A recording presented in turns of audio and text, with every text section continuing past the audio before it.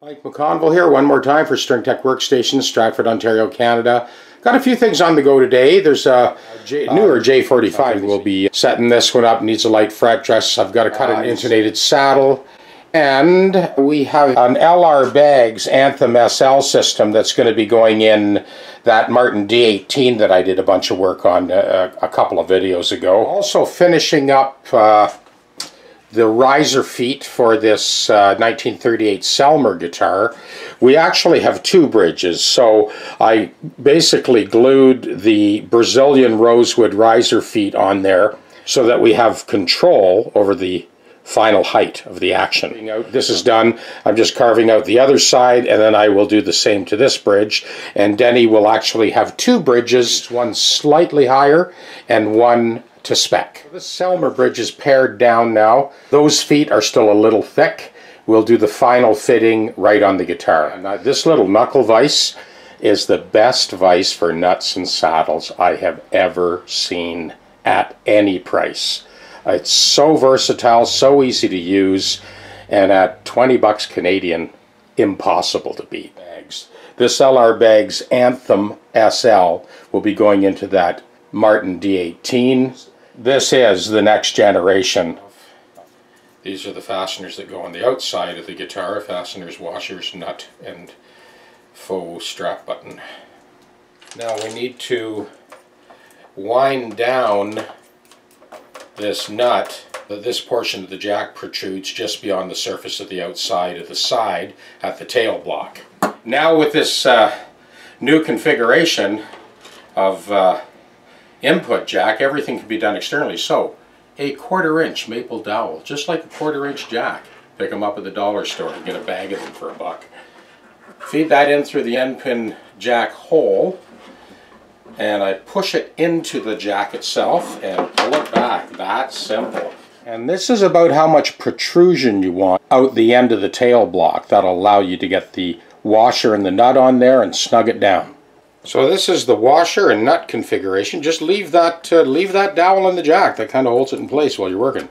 Slip the washer over, slip the nut over, and wind her down. Now the threaded shaft of the input jack has a little hole in it. That hole allows you to just stick an Allen key through there, and that stops the nut and the jack from rotating as you snug it down. There we go. Now this strap button, which I do not use as a strap button, you'll see in a second, goes right over top. And now the jack installation is done. To snug that down, I put a piece of leather over top, and then with the vice grips, just gently squeeze it. You don't want to mar anything.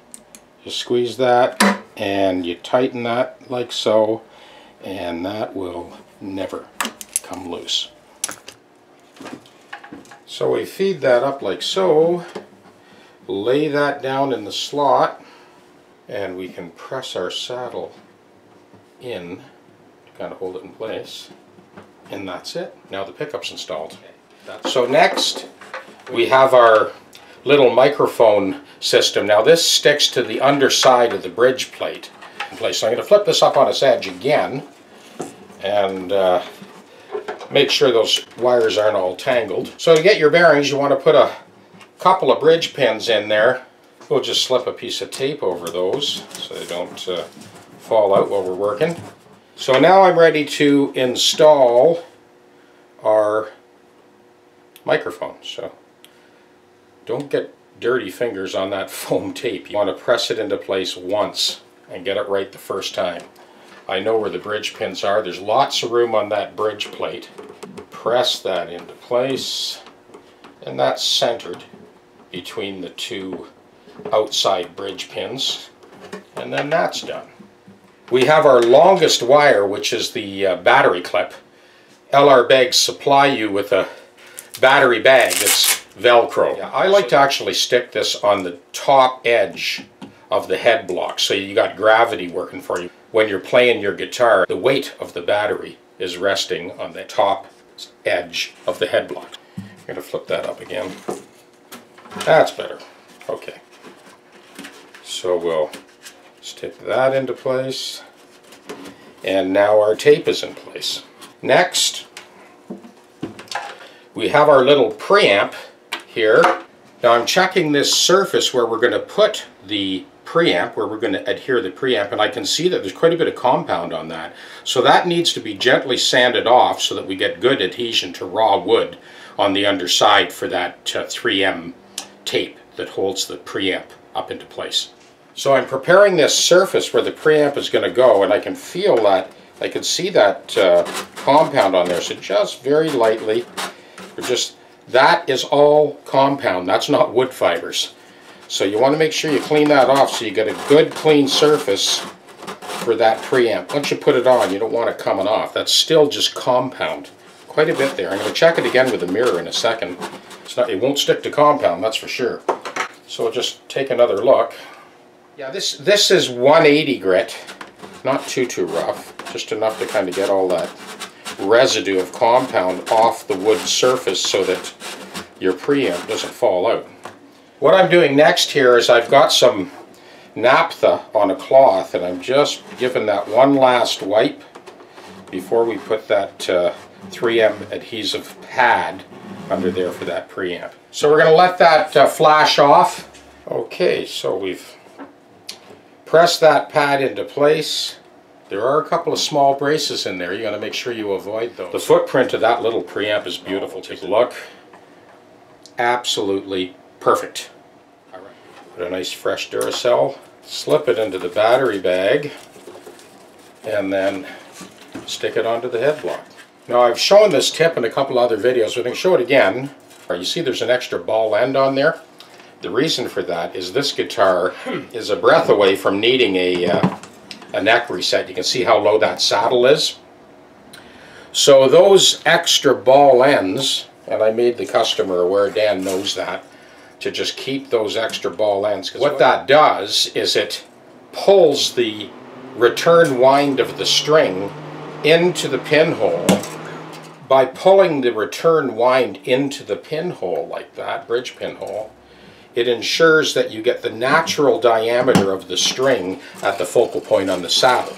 If you have that return wind clumping up onto the saddle, you're going to have trouble tuning, buzzing, all kinds of issues. There's a simple solution for a guitar that is close to needing a neck reset. You run into the same deal with the pyramid style bridges on a lot of the old Martins and Gibsons. Depending on the system you're using. That's the microphone, full microphone, full bridge pickup. So you can dial it up depending on the volume level you're using and whatever system you're using. Anyway, it's a pretty slick setup. I always add that extra strap button underneath the input jack because everybody knows those input jacks, when you use them for your strap, they're guaranteed to loosen up. And if you start putting crazy glue on the threads or whatever, that's not the solution. Then you'll never get it off if you ever need to get it out. I put a good solid strap button with a good flange on it directly underneath the input jack. This way you put your strap onto the strap button, your cord comes up and over and plugs into the guitar.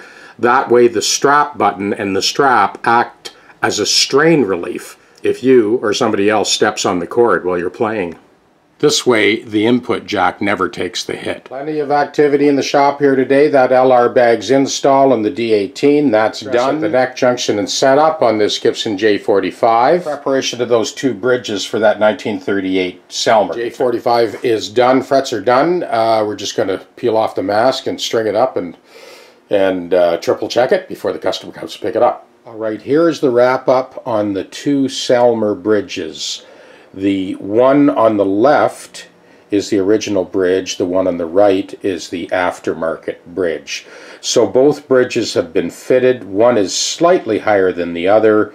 They've both been stained with a smoked ebony stain, final sanded. So now Danny has a choice. So the aftermarket bridge on the right goes from a height of 3.2 millimeters for the sixth string down to 2.5 millimeters for the first string.